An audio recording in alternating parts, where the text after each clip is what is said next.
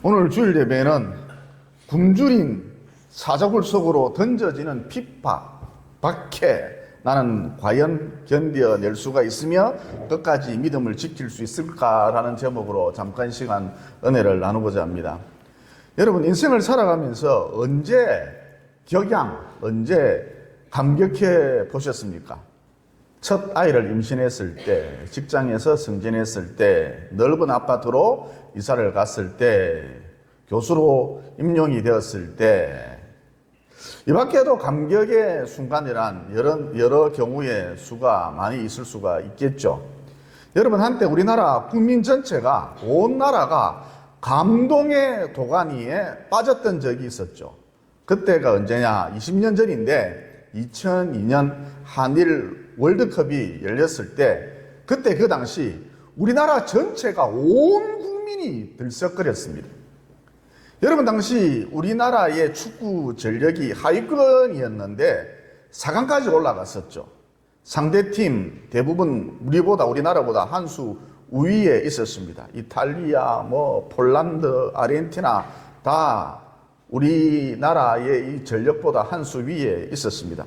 그래서 우리나라 선수 중 누가 한 골을 넣으면 옆에 있는 사람 오늘 처음 만났습니다.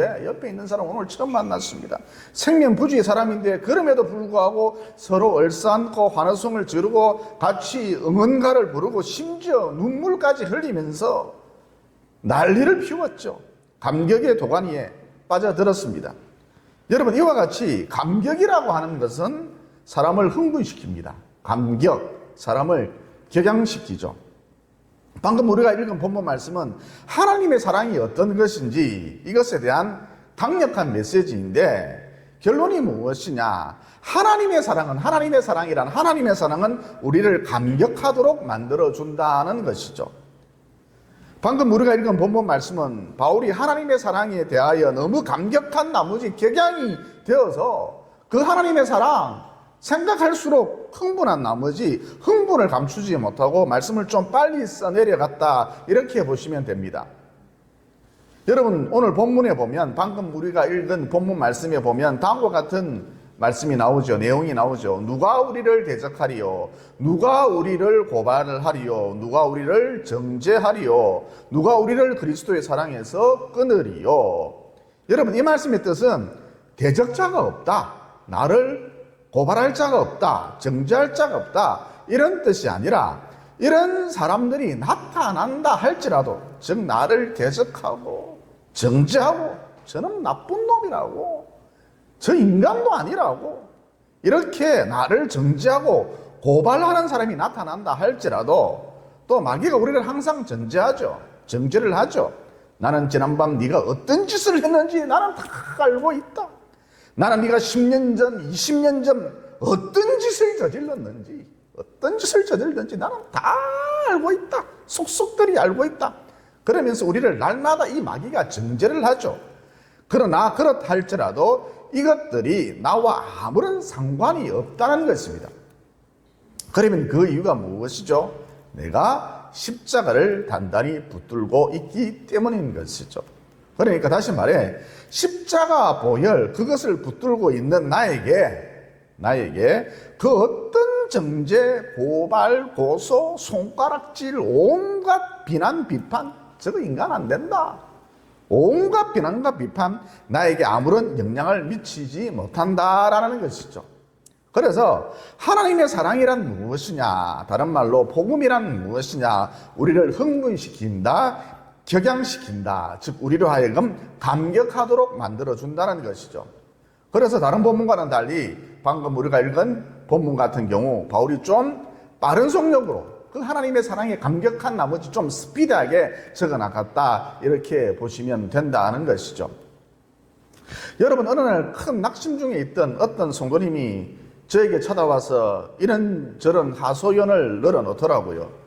그래서 그때 제가 딱히 해드릴 말씀이 없어서 방금 우리가 읽은 본문 말씀을 같이 함께 천천히 읽어 내려갔거든요. 그랬더니 닭똥 같은 눈물을 뚝뚝 흘리면서 큰 위로를 받더라는 것이죠. 그러니까 하나님이 나를 사랑하신다는 이 확신, 그 어떤 것도 나를 하나님의 사랑에서 끊어낼 수 없다. 이 확신, 하나님 사랑에 대한 확신이 사람을 살려놓더라는 것이죠. 회복시켜 놓더라는 것이죠. 그래서 어느 누구든지 복음을 그냥 순순히 받아들이기만 하면 흥분, 격양, 감격하게 돼 있고 사람이 살아난다, 회복된다는 것이죠. 그러면 왜 이런 현상이 나타나느냐? 복음을 받아들이는 순간, 즉 하나님이 나를 사랑하신다는 이 확신이 드는 순간, 그 어떤 것도 그리스도의 사랑에서 나를 끊어낼 수 없다라는 이 확신이 드는 순간 새로운 생명의 씨앗이 내 안으로 쑥 들어오기 때문입니다. 여러분, 이를 좀 어려운 말로 중생체험이다, 거듭남이다 그러죠. 이어 32절에 보면 하나님의 사랑에 대해서 다음과 같이 설명을 해주고 있지요. 자기 아들을 아끼지 아니하시고 우리 모든 사람을 위하여 내주시니가 어찌 그 아들과 함께 모든 것을 우리에게 주시지 아니하겠느냐. 그러니까 여러분, 우리 하나님의 사랑 어떤 사랑입니까? 나를 구원하시기 위해 자기 아들까지, 독생자까지 내어준 사랑.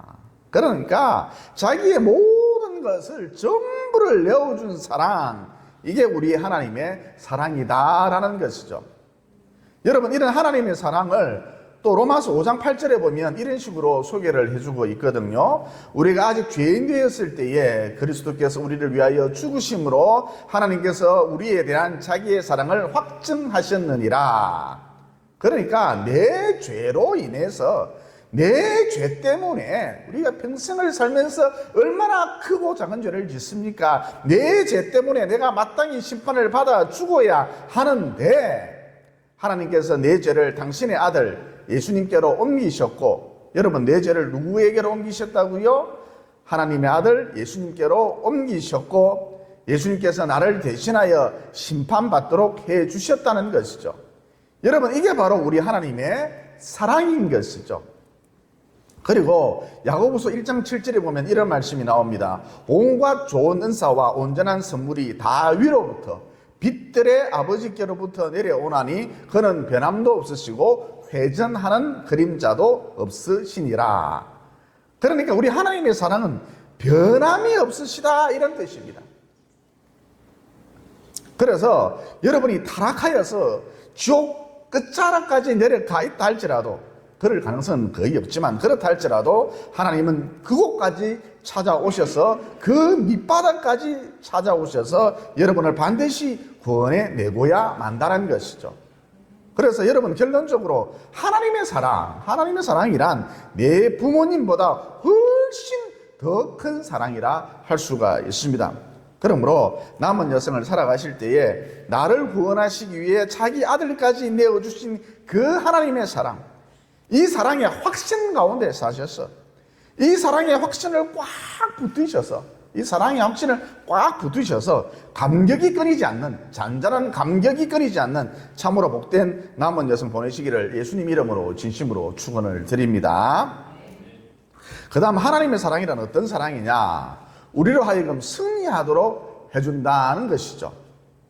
여러분, 35절에 보면 이런 말씀이 나오죠. 누가 우리를 그리스도의 사랑에서 끊으리요? 환난이나 공고나 박해나 기근이나 적신이나 위험이나 칼이랴. 그러니까 방금 말씀드렸듯이 하나님의 사랑이란 도대체 어떤 사랑이냐? 우리로 하여금 이기도록, 최후 승리하도록 해주는 그런 위대한 신비한 사랑이다라는 것이죠. 여러분, 본문에 보면 환난이라는 단어가 등장하는데, 환난이란 도대체 무엇이냐? 곡식을 바닥에 깔고 도리깨질 하는 것처럼 성도들을 도리깨질 하듯이 호되게 다루는 것을 말합니다. 또 공고란 무엇이냐? 성도에게 미칠 것 같은 정신적 고통을 주는 것, 가는 것, 이게 공고입니다. 이어 기근이란 굶주릴 것이고, 적신이란 헐벗음을 말하는 것이겠죠. 여러분, 로마서는 언제 적힌 책이죠? 로마 시대 때 적힌 책입니다. 그리고 당시 유대인들은 로마의 식민지였죠. 여러분, 당시 로마 시대 때 로마 황제의 위치가 어떠했는가? 신이었습니다. 황제는 신이었습니다. 그래서 로마의 지배를 받는 식민지 사람들은 반드시 이 황제를 섬겨야 했습니다. 왜? 황제는 신이니까. 그러면 이 황제를, 로마 황제를 섬기지 않으면 어떻게 되는가? 경배하지 않으면 어떻게 되는가? 사형에 해당하는 중범죄자 취급을 받았습니다. 그래서 황제를 섬기지 않고 하나님을 섬기면, 예수님의 그 길을 따르게 되면 삶의 모든 터전, 집은 물론이고 가축들까지 삶의 모든 터전을 다 빼앗겨버립니다. 이어 농사를 지을 수 없는 황무지로 쫓겨나는 것, 추방되는 것, 다반사였습니다. 심지어 황제를 섬기지 않으면 굶주린 사자밥이 되도록 하거나 불에 태워서 죽였습니다. 여러분 정말 끔찍하죠? 생각만 해도 소름이 쫙 돋지 않습니까? 여러분 이 대목에서 우리 김명희 집사님이 만약 이런 일을 겪는다면 어떻게 하시겠습니까? 그러니까 예를 들어서 김명희 집사님 예수님을 믿는다는 이유로, 우리 푸르나무교회에 출석한다는 이유로 직장에서 쫓겨나고 재산 다 몰수당하고 삼정 크린코어 아파트 얼마나 좋습니까? 얼마나 좋습니까? 그런데 하루아침에 이곳에서 쫓겨나고 물 한 방울 없는 황무지로 쫓겨난다면 이런 핍박을, 박해를 견뎌낼 수 있겠느냐는 것이죠. 여러분 지금도 저 북한 땅에는, 여기서 몇 시간만 가면 금방 북한 땅이 나오죠. 지금도 저 북한 땅에는 단지 예수를 믿는다는 이유로 바퀴벌레가 득실거리는, 이가 득실거리는 정치범 수용소에 가두어버리죠. 여러분 그 추운 겨울에도 누더기 같은 옷 하나 달랑 입혀놓고 하루에 12시간씩 강제 노역에 시달리도록 하고 있지 않습니까? 또 먹을 것이 없어서 수용소에 갇힌 우리 믿음의 식구들이, 성도들이 돌아다니는 쥐를 잡아먹는 일, 이런 일까지 다반사다 그러지 않습니까? 여러분 이런 환난, 이런 박해 견뎌낼 수 있겠습니까? 김명희 집사님 견뎌낼 수 있겠습니까? 오늘 이명선 집사님이 안 보이네.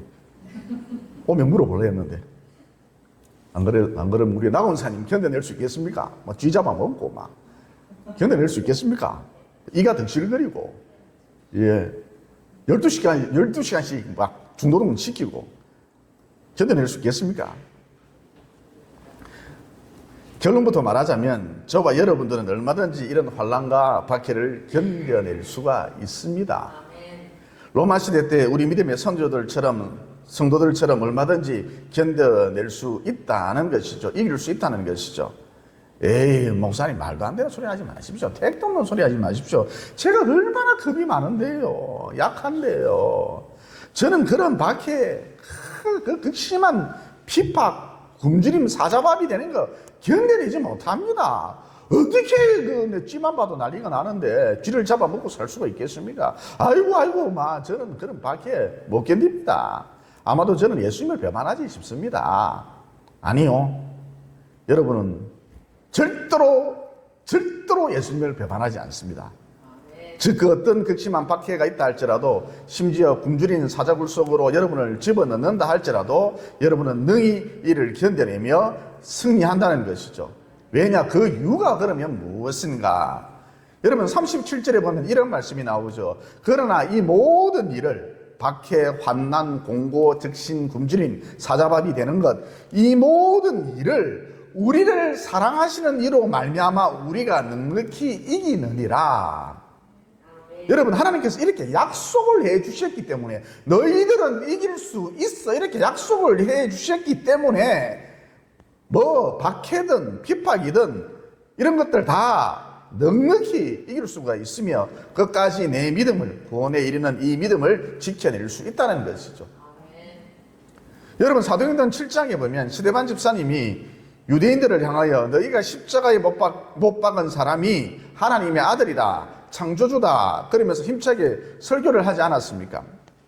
그래서 유대인들이 격분을 해서 신성모독이다 그러면서 저마다 돌을 가지고 와서 스데반을 치려고 했죠. 이어 스데반 집사님을 향해 돌을 던졌지 않습니까? 여러분 당시 스데반 집사님이 얼마나 공포스러웠겠습니까? 그런데 그때 스데반 집사님이 이런 말씀을 하셨죠. 사도행전 56장 57절에 보면 당시 스데반 집사님이 하셨던 말씀이 나옵니다. 거기 보면 이런 말씀이 나오죠. 스데반이 성령 충만하여 하늘을 우러러 주목하여 하나님이 영광과 및 예수께서 하나님 우편에 서신 것을 보고 말하되 보라 하늘이 열리고 인자가 하나님 우편에 서신 것을 보노라. 그러니까 하나님께서 튜브에 공기를 빼내듯이 육체의 스데반으로부터 영혼 스데반을 불러내셨던 것이죠. 그래서 스데반의 눈에 혈기등등한 유대인들이 곧 자기를 죽이려고 크고 작은 짱돌을 들고 서 있었던 유대인들이 또 돌들이 자기를 향해 날아오는 그 모습들이 순식간에 찰나적으로 사라져버리고 찬란한 하늘의 영광이 보였던 것이죠. 그래서 영적인 환희, 영적인 경이로움, 영적인 황홀경에 젖어 있었던 것입니다. 그래서 돌에 맞아서 피를 철철 흘리면서도 아픔과 고통을 전혀 느낄 수 없었던 것이죠. 여러분, 이와 같이 스데반 집사님과 함께 하셨던 그 하나님의 능력이 곧 하나님의 사랑이 우리와 함께 하기 때문에 그 어떤 극심한 박해나 핍박이 와도 능히 견뎌낼 수 있으며 내 믿음을 끝까지 지켜낼 수 있다는 것이죠. 예수님을 배반하지 않습니다, 여러분들은. 하나님의 사랑이 그렇게 만들어 놓는다니까요. 여러분, 구약 성경에 보면 아람 군대가 엘리사를 죽이려고 그가 살고 있던 도단성을 포위하지 않았습니까? 그때 엘리사의 비서가 선생님 엘리사 선생님 큰일 났습니다. 우리 둘 다 꼼짝없이 죽게 생겼습니다. 포위당했습니다. 그러면서 난리를 피웠죠. 그러자 엘리사 선지자가 싱긋이 웃으면서 자기 비서의 눈에 손을 갖다 대고 안수기도를 해주었죠. 여러분, 그때 엘리사의 비서였던 게하시의 영안이 열려버렸습니다. 그래서 어떤 일이 벌어졌습니까? 엘리사의 비서가 게하시가 영적인 실체를 보게 되지 않았습니까? 그래서 열왕기하 6장 17절에 보면 이런 말씀이 나오죠. 여호와께서 그 청년의 눈을 여심해, 게하시의 눈을 여심해 그가 보니 불말과 불병거가 산에 가득하여 엘리사를 둘렀더라. 그래서 어떤 일이 벌어졌습니까? 지금 상황이 아주 급박하게 돌아가고 있는데 자기 목숨이 왔다 갔다 하는 그런 절박한 형편인데 엘리사의 비서는 게하시는 오히려 이 상황을 즐기고 있었죠. 왜죠? 그 이유가 무엇입니까? 지금 자기 눈에, 게하시의 눈에 서슬퍼런 아람 군대도 보였지만 이것보다 훨씬 강력한 아람 군대와는 비교조차 되지 않는 훨씬 강력한 하늘에서 내려온 불말과 하늘에서 내려온 불병거가 보였기 때문입니다. 이어 엘리사의 비서가 불말과 불병거를 보는 순간, 즉 영적 존재들이 나타나는 순간 아람 군대와 그 지휘관들이 우왕좌왕 판단 능력을 상실해버렸죠. 그래서 이 도단성에는 엘리사가 살지 않는다 그러면서 바로 그 앞에 엘리사가 있는데도 불구하고 이 성에는, 이 집에는 엘리사가 살지 않아 그러면서 전혀 엉뚱한 방향인 사마리아 성으로 내려갔지 않습니까? 이어 그들이 아람 군대 지휘관들이 사마리아 성에 도착해서 하는 말, 우리가 왜 이곳에 와 있지? 그랬지 않습니까? 여러분, 불말과 불병거, 즉 영적 존재들이 이렇게 만든 것이죠. 아람 군대의 지휘관들 판단 능력을 잃어버리도록 만들어 버린 것이죠. 여러분, 하나님의 사랑이 이런 식으로 나타나기 때문에 어느 순간 극심한 박해가 시작된다 할지라도, 대적자들이 총칼을 들고 위협한다 할지라도 예수를 믿으면 죽일 거야, 너 난도질해 놓을 거야, 아무리 위협을 해도 그거를 서슴지 않아도 우리는 능히 견뎌낼 수가 있으며 내 믿음을 끝까지 지켜낼 수가 있다. 주의 도를 버리지 않는다. 곧 최후 승리할 수 있다는 것이죠.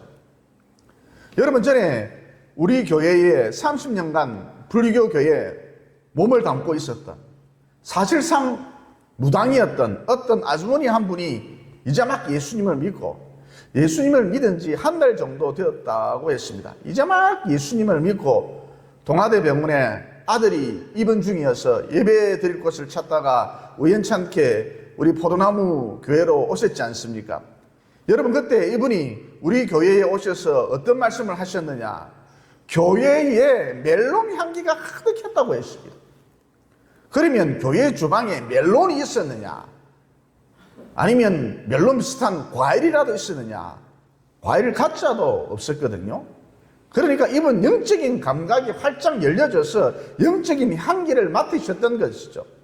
여러분, 이와 같은 일들이, 영적 세계가 확 열려버리는 이와 같은 일들이 그분에게만 나타나는 현상일까요? 아닙니다. 극심한 박해의 때에 우리에게도 동일하게 일어나서 나타나서 능히 이 모든 것을 이기도록 해 주신다는 것이죠. 최후 승리의 주인공이 되도록 해 주신다는 것이죠. 걱정하지 마세요. 총칼 앞에서도 여러분이 당당해진다니까요. 어디서 그런 힘이 나타났는지, 어디서 그런 기름 부으심이 있는지 더 당당해진다니까요. 여러분이 여러분 스스로를 볼 때 깜짝 놀랄 것입니다. 이어 좀 다른 측면이긴 합니다만, 우리 나권사님 오랜 기간 암투병으로 큰 고생을 하지 않았습니까? 여러분, 오랜 기간 예수를 잘 믿었고 또 찬양 반주자로서 오랜 기간 충성스럽게 섬겼는데, 아글쎄 이 무슨 운명의 장난이란 말인가, 아글쎄 어느 날 덜컥 암에 걸리고 말았습니다. 여러분, 그것도 창창한 나이에, 엄청 젊은 나이에 암에 걸리고 말았습니다. 지금보다 훨씬 예쁜 얼굴을 하고 있었습니다. 그때는 젊어가지고. 지금은 주름이 좀 있습니다만, 하여튼 창창한 나이에 암에 걸리고 말았습니다. 그러면 여러분, 하나님을 믿어도 소용이 없구나, 열심히 믿어도 소용이 없구나, 그러면서 깊은 절망 가운데 모든 것을 포기해버리고 더 이상 교회에 출석하지 않는 것, 당연지사 아니겠어요? 그런데 어찌된 영문인지 우리 나권사님이 거의 매일 스스로 반주를 하시면서, 피아노 반주를 하시면서 하나님을 찬양하셨거든요. 여러분, 이건 나권사님의 의지나 결단이 아닙니다. 여러분, 사람은 죄성을 갖고 있기 때문에 본래부터 처음부터 하나님을 싫어합니다. 따라서 이런 가운데, 죄성이 있는 가운데 하나님을 싫어하는 그러한 감정이 있는 가운데 덜컥 어느 날 암에 걸렸다면 죽을 운명이다 그러면 어느 누구든지 완전히 하나님하고 원수가 되어버립니다. 하나님이 살아계시다면 어째서 이런 일이 벌어지는가 그러면서 하나님 좋아하시네, 신이 있다고 놀고 있네 그러면서 하나님과 철천지 원수가 되어버립니다. 그런데 웬걸 우리 나권사님은 오히려 더 바짝 하나님께로 다가서서 하나님을 찬양했습니다. 거의 매일 그러다시피 하셨습니다. 여러분, 이건 미스테리에 가까운 일입니다. 교회를 안 나오는 게, 하나님을 떠나는 게 그게 당연하다니까요. 그런데 하나님을 찬양한다, 이건 미스테리라는 것이죠.